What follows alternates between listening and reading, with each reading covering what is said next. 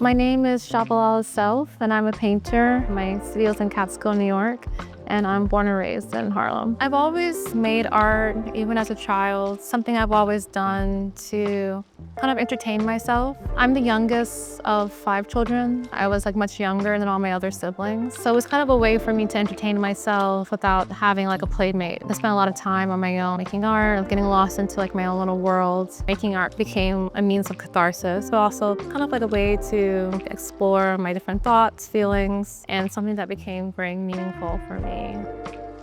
The exhibition is called Tschabalala Self, Skin Tight, and it represents an extraordinary, mighty career of an artist who has transformed the way we think about portraiture. Tschabalala is thoughtful and so deeply motivated to create work that's both beautiful, but that also makes us think and feel. It's luminous and beautiful, and you just want to go and fall asleep inside one of her paintings. I describe myself as a figurative artist, so I really kind of use the figure as the main vehicle for myself for storytelling. Because none of the figures in my paintings are actual people, I don't necessarily consider them to be true portraits. They're more symbols or representatives of certain ideas or tropes. They're often amalgamations of real people, imagined people, pop cultural figures, people I have met, passed by in the street. I'm primarily interested in people. I find people very interesting, and for me the figure is the most interesting thing to explore in my practice because everyone kind of navigates this world in a body. I personally have wanted to kind of dedicate my practice to exploring the significance of the Black body because that's the kind of body that I inhabit.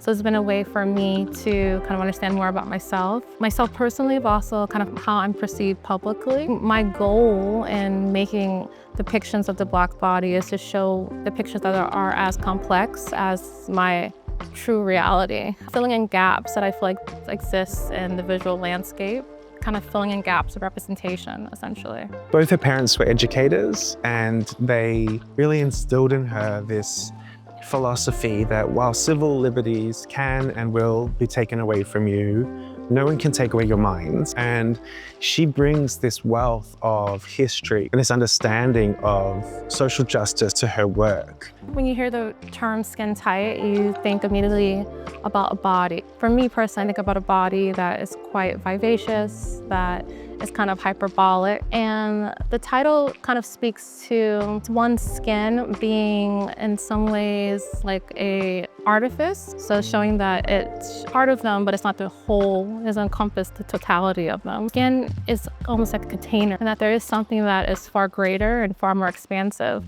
that is just at the brim of that container. Because of the collage in the work and within the figures, there is a certain language around the paintings as the body's being fragmented. The various parts within the figure are all kind of refracted.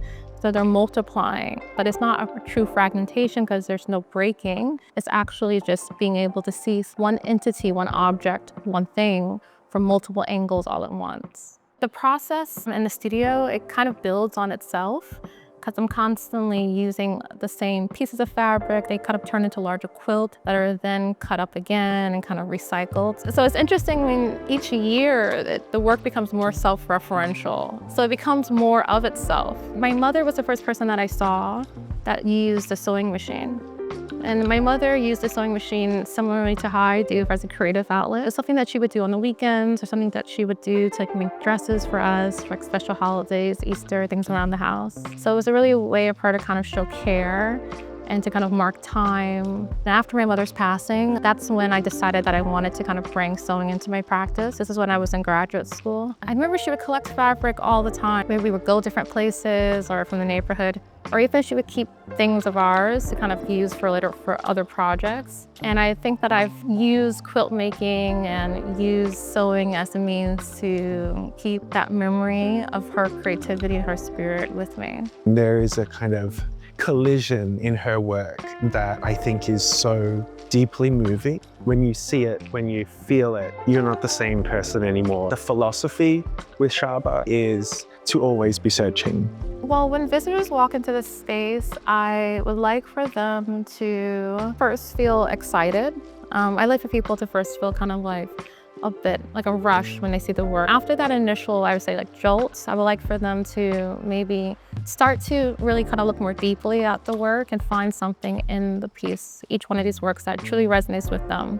Something that resonates with them as an individual. I would hope that they would have some kind of revelation by experiencing or being in front of the work.